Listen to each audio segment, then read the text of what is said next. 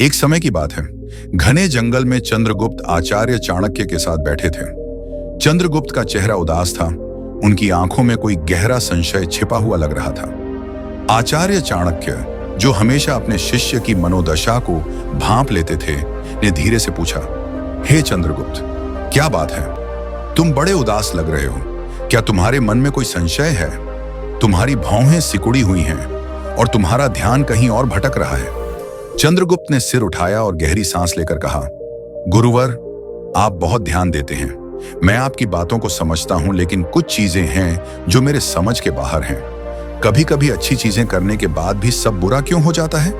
मैंने अपनी पत्नी को बताया था कि मेरी असली ताकत तुम्हारे अंदर है। मुझे सारी कमजोरी तुम्हारे अंदर है। मैं तुम्हारे लिए ही हूं, जो कुछ भी हूं।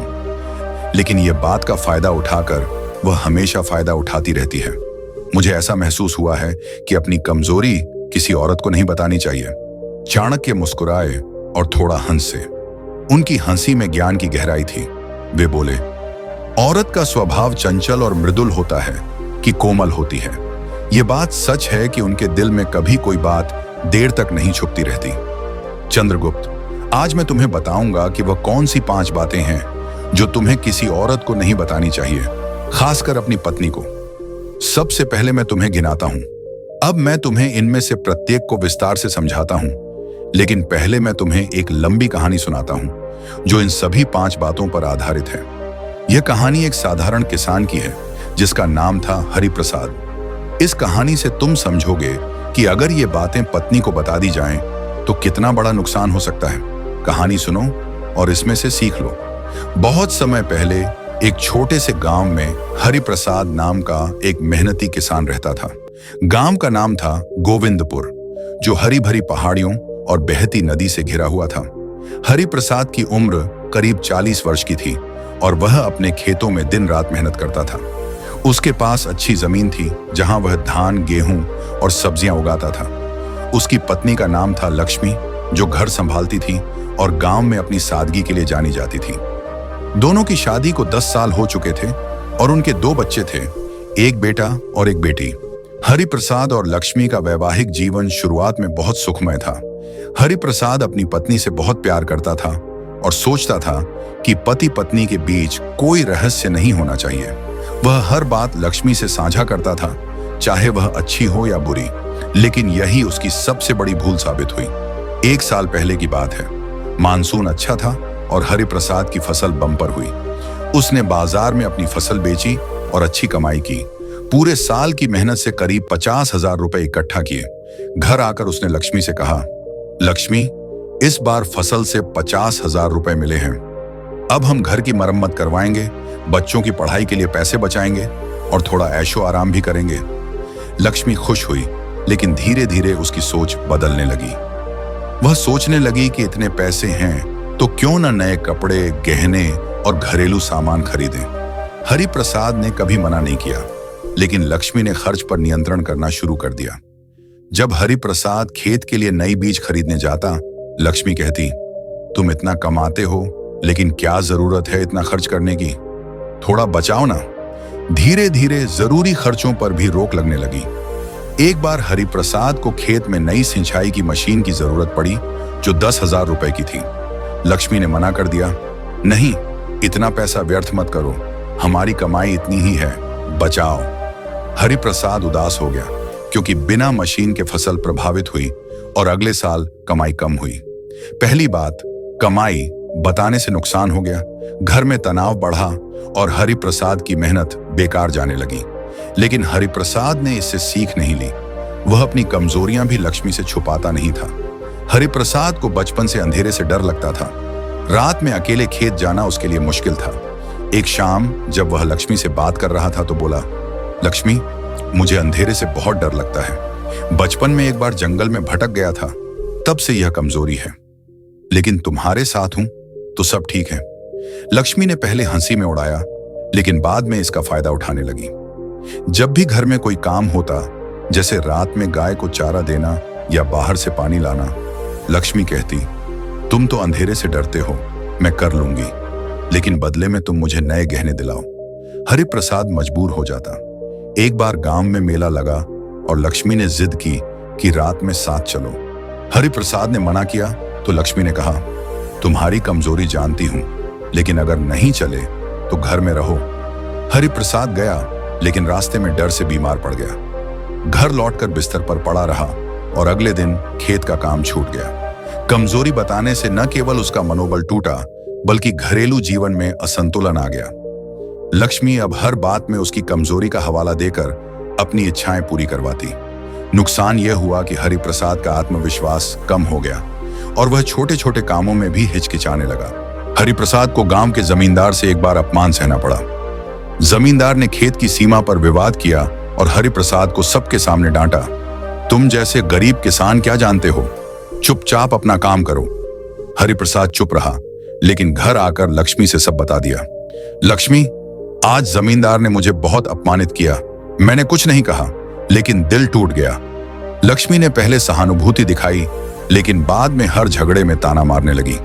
तुम तो जमींदार से अपमान सहते हो, तुम क्या मर्द हो? मैंने सोचा था तुम मजबूत हो। ये ताने हरिप्रसाद को रोज सुनने पड़ते। एक दिन खेत में काम करते हुए वह सोच में डूब गया और गलती से फसल पर कीटनाशक ज्यादा डाल दिया, जिससे आधी फसल बर्बाद हो गई। अपमान की बात बताने से घर में शांति भंग हुई और हरिप्रसाद का मन काम से उचटने लगा। नुकसान यह हुआ कि उसकी उत्पादकता कम हुई और परिवार आर्थिक संकट में फंस गया। हरिप्रसाद ने एक बार गांव के गरीब विधवा को 5,000 रुपए दान दिए, क्योंकि उसकी बेटी की शादी थी। उसने सोचा कि यह नेक काम है। घर आकर लक्ष्मी से कहा, लक्ष्मी, आज मैंने विधवा को दान दिया, दिल को सुकून मिला। लेकिन लक्ष्मी नाराज हो गई। तुम्हारा पैसा व्यर्थ गया। हमारे खुद के बच्चे हैं, पहले उन्हें देखो, उसके बाद हर दिन ताने। तुम दान करके क्या साबित करना चाहते हो? हम गरीब हो जाएंगे। हरिप्रसाद ने दान देना बंद कर दिया, लेकिन मन में अपराध बोध रहा। एक बार गांव में सूखा पड़ा और कई लोग भूखे थे।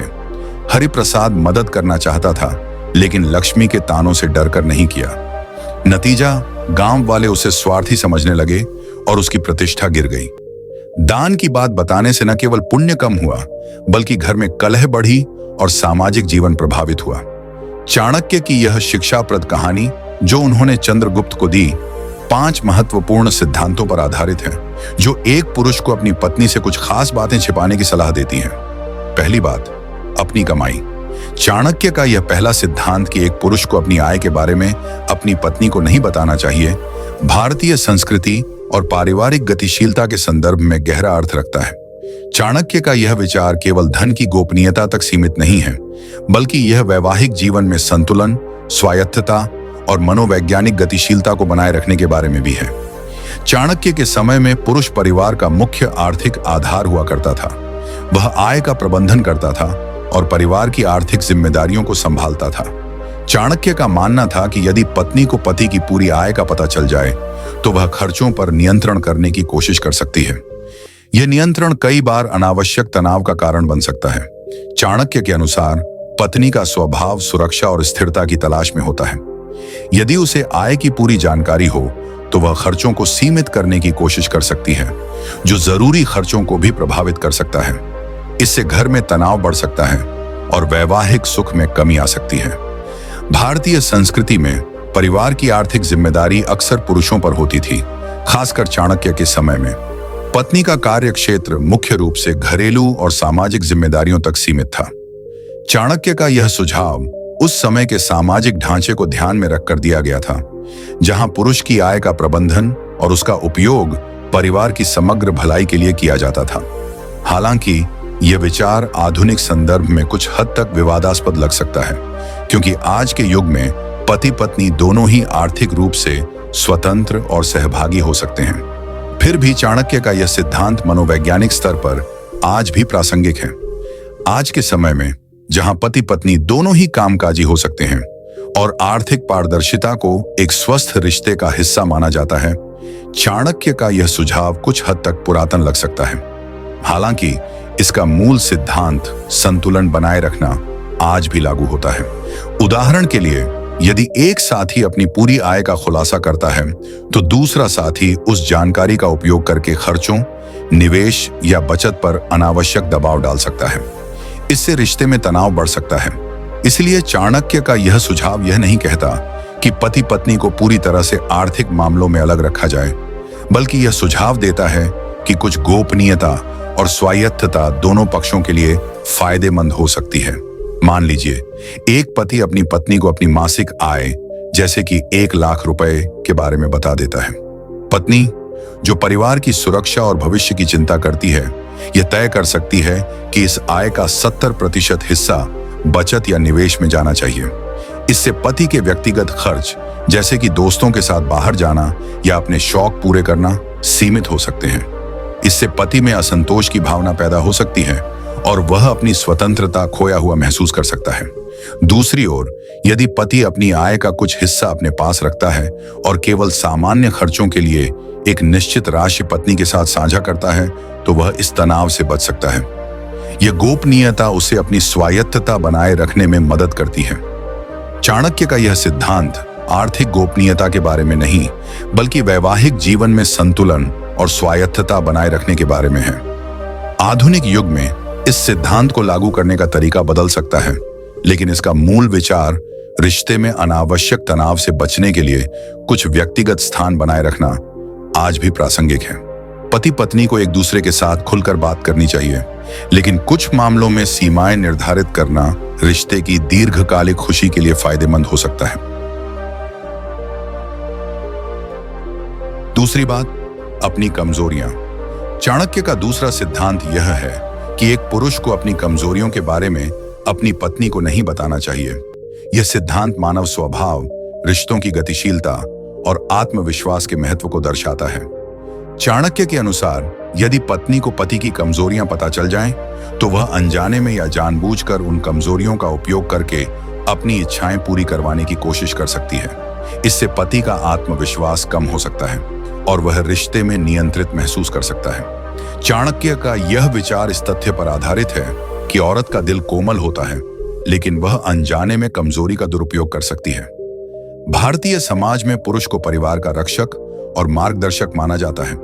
उसका आत्मविश्वास और नेतृत्व परिवार की स्थिरता के लिए महत्वपूर्ण होता है। यदि पति अपनी कमजोरियां जैसे कि कार्यस्थल पर असफलता, आर्थिक चिंताएं या व्यक्तिगत असुरक्षा पत्नी के सामने उजागर करता है, तो यह परिवार में उसकी स्थिति को कमजोर कर सकता है। चाणक्य का यह सुझाव उस समय के सामाजिक ढांचे को ध्यान में रखता है, जहां पुरुष की छवि मजबूत और आत्मनिर्भर होनी चाहिए थी। मनोविज्ञान के दृष्टिकोण से कमजोरियों का खुलासा करना रिश्ते में विश्वास बढ़ा सकता है, लेकिन यह तभी प्रभावी होता है जब दोनों पक्ष एक दूसरे का सम्मान करते हों। यदि एक साथी कमजोरी का उपयोग दूसरे को नियंत्रित करने के लिए करता है, तो यह रिश्ते में असंतुलन पैदा कर सकता है। उदाहरण के लिए, यदि पति अपनी नौकरी में असुरक्षा की भावना को पत्नी के सामने व्यक्त करता है, तो पत्नी अनजाने में उसका उल्लेख बार बार कर सकती है, जिससे पति का आत्मविश्वास और कम हो सकता है। आज के युग में जहां भावनात्मक खुलापन और पारदर्शिता को रिश्तों में महत्वपूर्ण माना जाता है, चाणक्य का यह सुझाव कुछ हद तक पुरातन लग सकता है। हालांकि इसका मूल सिद्धांत अपने आत्मविश्वास को बनाए रखना आज भी लागू होता है। उदाहरण के लिए, यदि एक पुरुष अपनी पत्नी को अपनी हर कमजोरी जैसे कि नौकरी में असफलता या सामाजिक असुरक्षा के बारे में बताता है, तो पत्नी अनजाने में उसे कमजोर मान सकती है, जिससे रिश्ते में सम्मान कम हो सकता है। चाणक्य का यह सिद्धांत आत्मविश्वास और रिश्ते में संतुलन बनाए रखने पर जोर देता है। आधुनिक युग में कमजोरियों को साझा करना रिश्ते को मजबूत कर सकता है, लेकिन यह सावधानी के साथ करना चाहिए। पति पत्नी को एक दूसरे की कमजोरियों का सम्मान करना चाहिए, न कि उनका उपयोग नियंत्रण के लिए करना चाहिए। तीसरी बात, अपने अपमान। चाणक्य का तीसरा सिद्धांत यह है कि एक पुरुष को अपने अपमान की बात अपनी पत्नी से नहीं कहनी चाहिए। यह सिद्धांत सम्मान, आत्मसम्मान और वैवाहिक जीवन में स्थिरता के महत्व को दर्शाता है। चाणक्य के अनुसार यदि पति अपनी पत्नी को अपने अपमान की बात बताता है, तो पत्नी अनजाने में या जानबूझकर उसका बार बार जिक्र कर सकती है, जिससे पति का सम्मान घर में ही कम हो सकता है। अपमान को भूलकर आगे बढ़ना चाहिए, लेकिन उसे साझा करने से बचना चाहिए। भारतीय संस्कृति में पुरुष की छवि परिवार में एक मजबूत और सम्मानित व्यक्ति की होती है। यदि पति अपने अपमान की बात जैसे कि कार्यस्थल पर हुई बेइज्जती या सामाजिक स्थिति में कमी को पत्नी के सामने उजागर करता है, तो यह उसकी छवि को कमजोर कर सकता है। चाणक्य का यह सुझाव उस समय के सामाजिक ढांचे को ध्यान में रखता है, जहां पुरुष का सम्मान परिवार की स्थिरता के लिए महत्वपूर्ण था। मनोविज्ञान के दृष्टिकोण से अपमान का खुलासा करना रिश्ते में विश्वास बढ़ा सकता है, लेकिन यह तभी प्रभावी होता है जब दोनों पक्ष एक दूसरे का सम्मान करते हों। यदि पत्नी अपमान का जिक्र बार बार करती है, तो यह पति के आत्मसम्मान को ठेस पहुंचा सकता है। उदाहरण के लिए, यदि पति बताता है कि उसे कार्यस्थल पर बॉस ने सबके सामने डांटा, तो पत्नी अनजाने में उसका जिक्र कर सकती है, जैसे कि तुम हमेशा बॉस से डांट खाते हो। यह टिप्पणी पति के आत्मसम्मान को और कम कर सकती है। आज के युग में, जहां भावनात्मक खुलापन और समर्थन को रिश्तों में महत्वपूर्ण माना जाता है, चाणक्य का यह सुझाव कुछ हद तक पुरातन लग सकता है। हालांकि इसका मूल सिद्धांत आत्मसम्मान बनाए रखना आज भी लागू होता है। उदाहरण के लिए, यदि एक पुरुष अपनी पत्नी को अपने अपमान की बात बताता है, तो पत्नी अनजाने में उसे कमजोर मान सकती है, जिससे रिश्ते में सम्मान कम हो सकता है। मान लीजिए, एक पति अपनी पत्नी को बताता है कि उसे कार्यस्थल पर एक सहकर्मी ने सबके सामने अपमानित किया। पत्नी, जो अपने पति को मजबूत और सम्मानित देखना चाहती है, इस अपमान का बार बार जिक्र कर सकती है, जैसे कि तुमने उस सहकर्मी को जवाब क्यों नहीं दिया। यह टिप्पणी पति के आत्मसम्मान को और कम कर सकती है। इसके बजाय, यदि पति अपने अपमान को अपने तक सीमित रखता है और उसे भूलकर आगे बढ़ता है, तो वह रिश्ते में अपनी मजबूत छवि बनाए रख सकता है। चाणक्य का यह सिद्धांत आत्मसम्मान और रिश्ते में संतुलन बनाए रखने पर जोर देता है। आधुनिक युग में अपमान को साझा करना रिश्ते को मजबूत कर सकता है, लेकिन यह सावधानी के साथ करना चाहिए। पति पत्नी को एक दूसरे के सम्मान का ध्यान रखना चाहिए, न कि अपमान का उपयोग ताने मारने के लिए करना चाहिए। चौथी बात, अपने दान। चाणक्य का चौथा सिद्धांत यह है कि एक पुरुष को अपने दान के बारे में अपनी पत्नी को नहीं बताना चाहिए। यह सिद्धांत दान की गोपनीयता और पुण्य के महत्व को दर्शाता है। चाणक्य के अनुसार दान का पुण्य तभी मिलता है जब वह गुप्त रहता है। यदि पति अपनी पत्नी को अपने दान के बारे में बताता है, तो पत्नी अनजाने में या जानबूझकर उसका बार बार जिक्र कर सकती है, जैसे कि तुमने उस पैसे को बेकार में दे दिया। इससे दान का पुण्य कम हो सकता है और घर में तनाव बढ़ सकता है। पांचवी बात, सगे भाई या दोस्त को दिया हुआ उधार। चाणक्य का पांचवां सिद्धांत यह है कि एक पुरुष को अपने सगे भाई या दोस्त को दिए हुए उधार के बारे में अपनी पत्नी को नहीं बताना चाहिए। यह सिद्धांत रिश्तों में विश्वास और आर्थिक संतुलन के महत्व को दर्शाता है। चाणक्य के अनुसार, यदि पति अपनी पत्नी को सगे भाई या दोस्त को दिए हुए उधार के बारे में बताता है, तो पत्नी अनजाने में या जानबूझकर उसका बार बार जिक्र कर सकती है, जैसे कि तुमने उस पैसे को बेकार में दे दिया।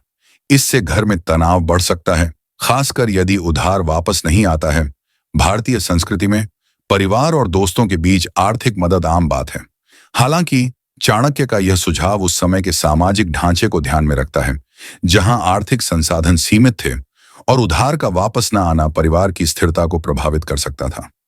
मनोविज्ञान के दृष्टिकोण से उधार का खुलासा करना रिश्ते में तनाव पैदा कर सकता है, खासकर यदि पत्नी को लगता है कि पैसा बेकार में गया।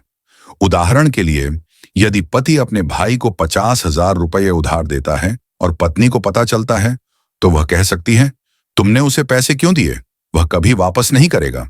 यह टिप्पणी पति के रिश्तों को प्रभावित कर सकती है। आज के युग में, जहां आर्थिक पारदर्शिता को रिश्तों में महत्वपूर्ण माना जाता है, चाणक्य का यह सुझाव कुछ हद तक पुरातन लग सकता है। हालांकि इसका मूल सिद्धांत रिश्तों में तनाव से बचना आज भी लागू होता है। उदाहरण के लिए, यदि एक पुरुष अपनी पत्नी को अपने दोस्त को दिए हुए उधार के बारे में बताता है, तो पत्नी अनजाने में उसे बेकार खर्च मान सकती है, जिससे रिश्ते में तनाव बढ़ सकता है। मान लीजिए, एक पति अपने दोस्त को 1 लाख रुपये उधार देता है और अपनी पत्नी को बताता है। पत्नी, जो परिवार की आर्थिक स्थिति की चिंता करती है, कह सकती है, तुमने उसे पैसे क्यों दिए, वह कभी वापस नहीं करेगा। यह टिप्पणी पति के दोस्त के साथ रिश्ते को प्रभावित कर सकती है। इसके बजाय, यदि पति अपने उधार को गुप्त रखता है, तो वह रिश्ते में तनाव से बच सकता है। चाणक्य का यह सिद्धांत रिश्तों में विश्वास और आर्थिक संतुलन बनाए रखने पर जोर देता है। आधुनिक युग में उधार को साझा करना रिश्ते को मजबूत कर सकता है, लेकिन यह सावधानी के साथ करना चाहिए। पति पत्नी को एक दूसरे के आर्थिक निर्णयों का सम्मान करना चाहिए, न कि उनका उपयोग ताने मारने के लिए करना चाहिए।